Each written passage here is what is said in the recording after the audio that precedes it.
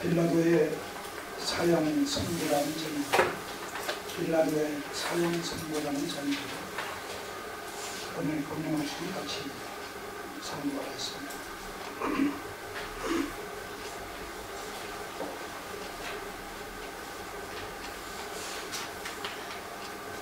이제 주님께서는 갈보리 언덕에 높이 세워진 십자가 형틀 앞으로 한 발자국 다가가는 모습을 오늘 문을 통해서 확인하게 됩니다.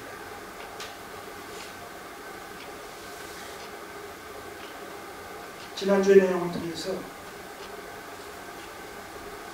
이 빌라도는 사내들인 공회원들에 의해서 고소당하신 예수님을 1차 신문하는 과정에서 전혀 혐의를 찾지 못합니다. 죄에 될 만한 것을 발견하지 못합니다. 저들은 예수님을 유대인의 왕이라고 했다고 정치범으로 몰아서 빌라도에게 지금 고소를 하고 있었지만, 빌라도가 예수님께 네가 유대인의 왕이냐고 물으셨을 때에 거기에 즉답을 피하시고 내 나라는 이 세상에 속한 나라가 아니다. 18장 36절을 보시면 예수께서 대답하시되 내 나라는 이 세상에 속한 것이 아니다. 만일 내 나라가 이 세상에 속한 것이었다면 내 종들이 싸워서 나로 유대인들에게 잡히게 하지 않게 했을 것이다. 이제 내 나라는 여기에 속한 것이 아니다. 하늘에 속했다. 영적인 나라다. 눈으로 볼 수 있는 나라가 아니다. 나를 믿음으로만 들어갈 수 있는 나라다. 거듭나지 않으면 들어갈 수 없는 나라다.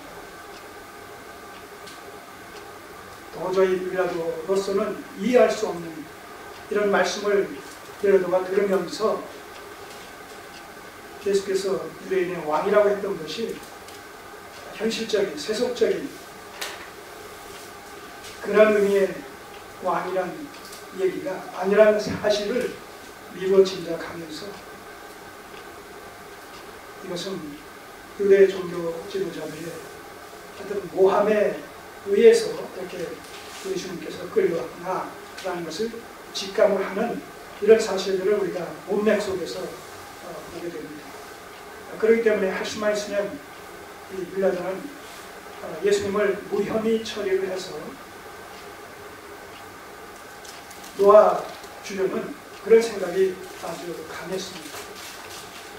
그러나 이 유대 종교 지도자들의 이런 그 완강한 거부에 밀려서 자기가 최고 재판권을 갖고 있음에도 불구하고 저들의 눈치를 보면서, 왜냐하면 서로가 지금 상부상조하고 있는 그런 관계거든요.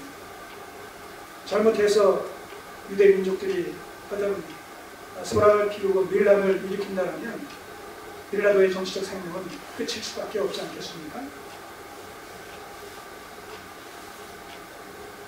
그래서 예수님을 어떻게 해서든지 이 종교 지도자들은 사형에 처해서 죽게 함으로 말미암아 자기들의 기득권을 또한 계속해서 보존해 나가고자 하는 이런 그 야심과 목적이 있었기 때문에 서로가 적당한 선에서 그 선을 넘어가지 않고 서로의 유익을 위해서 타협하는, 공생하고자 하는 이런 그 의도를 또한 저희를 보게 되는 것이죠. 그렇기 때문에 직접 놓아주게 되면 문제가 있으니까 하나 제안을 합니다. 그 제안이 뭡니까? 39절의 말씀이죠. 18장 39절. 6월절이 되면 내가 너희에게 한 사람을 놓아주는 전례가 있다. 지금까지 그렇게 해왔다. 자, 그러니까 이번에도 이제 6월절을 맞아서 한 사람을 우리가 석방을 할 텐데 이 예수를 석방시켜주면 어떠하랴. 자, 이런 식으로 제안을 합니다. 그랬을 때 유대인들은 누구를 택합니까?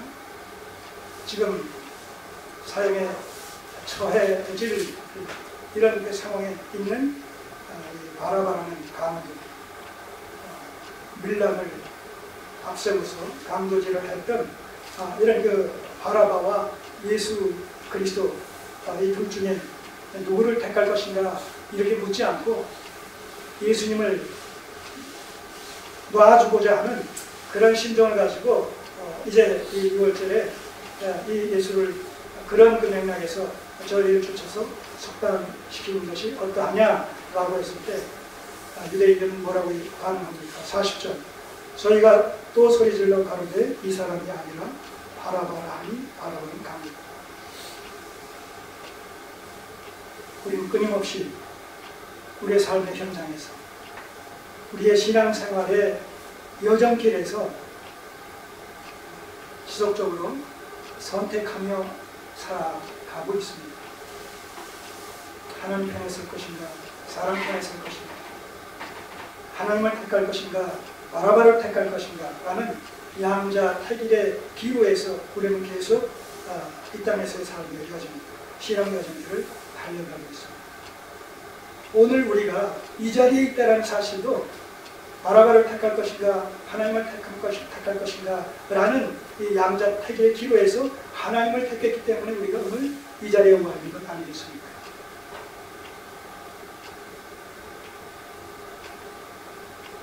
이스라엘 백성들은 예수님을 택할 수 있고 그러므로 말미암아 구원을 받을 수 있는 절호의 기회를 스스로가 거부하고 포기하는 모습을 바라바를 선택하는 것을 통해서 객관적으로 증거하고 있습니다. 우리는 하나님 편에 서 있지 않다. 우리는 그리스도 편에 서 있지 않다. 우리는 하늘에 속한 자들이 아니다. 땅에 속한 자들이요 마귀에게 속한 자들이요 멸망받을 수밖에 없는 자들이다라는 사실을 스스로가 이렇게 입증하고 있는 겁니다.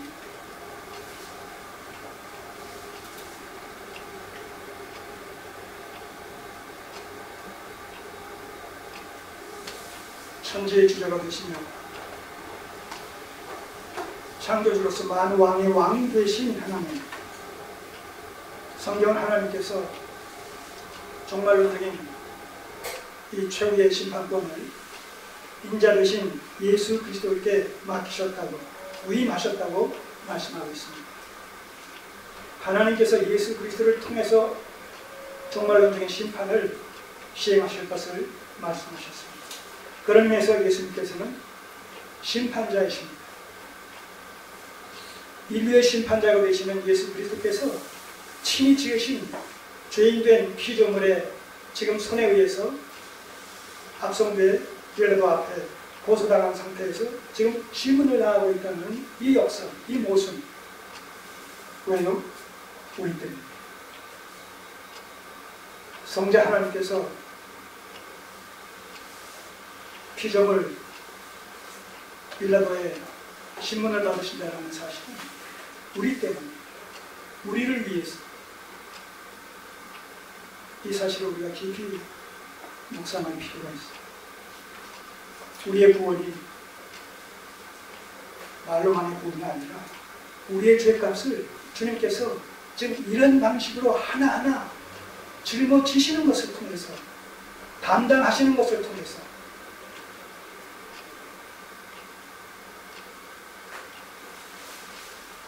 그 육체 가운데 상처를 받으시는 것을 통해서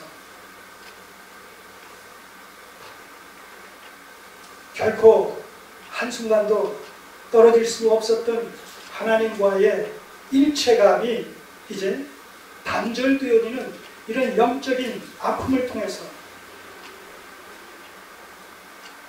우리 죄의 증오를 담당하셨다는 사실입니다.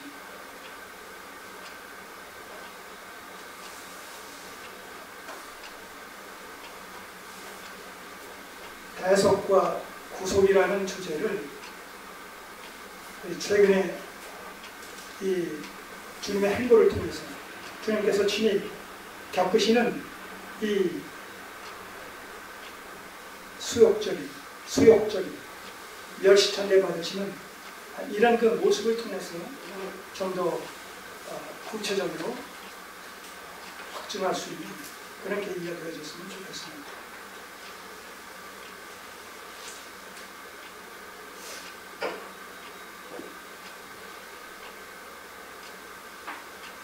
자, 백성들이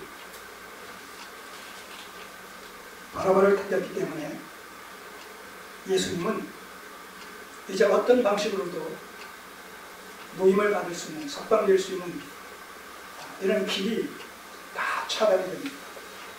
그럼에도 불구하고 이 빌라도는 계속해서 할 수만 있으면 무죄 방면을 시도하고자 포기하지 않는 이런 그 일면을 또 계속 보게 됩니다.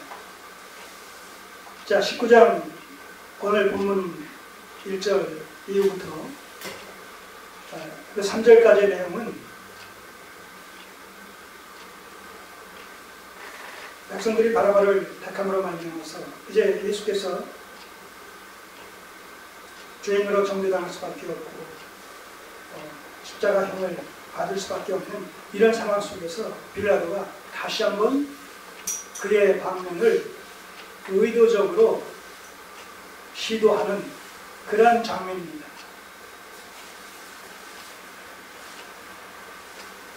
이에 빌라도가 예수를 데려다가 채찍질하더라. 군졸들에게 내어줌으로 말미암아 군인들이 채찍질을 가한다는 거예요. 이게 단순한 채찍질이 아닙니다.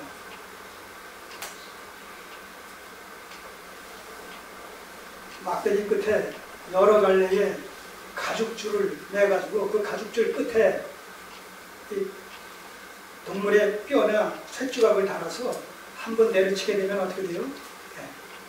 이렇게 몸을 휘감으면서 그 끝이 살에 박히는 가운데서 살점들이 뚝뚝 떨어지게 되는 이런 채찍질입니다. 심하면 핏줄이 나오고 내장까지도 다 드러날 정도로 아주 혹독한 그런 그 고문이죠. 일종의. 이런 그 채찍질을 받으시고 또 가시로 면류관을 엮어 그 머리에 씌우시고, 왜냐하면 유대인의 왕이라고 했다고 하니까 그것을 그대로 재현시키는 거예요. 그러나 영광스러운 왕의 모습이 아니라 조롱당한 비천한 왕의 모습으로 재현을 시킨 것입니다. 가시멸관을 엮어서 그 머리에 꽉 눌러 씌우니까 어떻게 돼요? 가시가 눌려서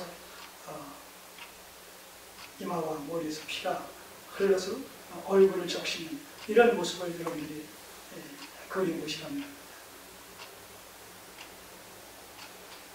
그런 것 하나하나가 지금 우리의 죄가에 대한 형벌을 그런 식으로 좀 담당하고 계시다는 얘기예요. 그가 찔림은 우리 허물을 인하여, 그가 상함은 우리의 죄악을 인하여, 그가 징계를 받음으로 우리가 평화를 누리고 그가 채찍을 맞음으로 우리가 나음을 입었다. 그렇게 하기 위해서 우리를 죄과로부터, 죄의 형벌로부터 구원해 주시기 위해서, 해방시켜 주시기 위해서 그 죄값으로 말미암는 형벌을 이런 식으로 좀 담당하고 계시다는 것이죠.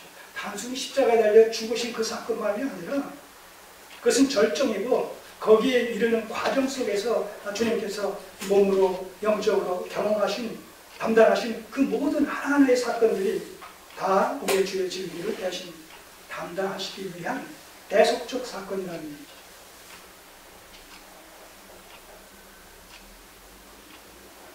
가시멸관을 머리에 씌우고 자색 옷을 입히고 왕들이 입는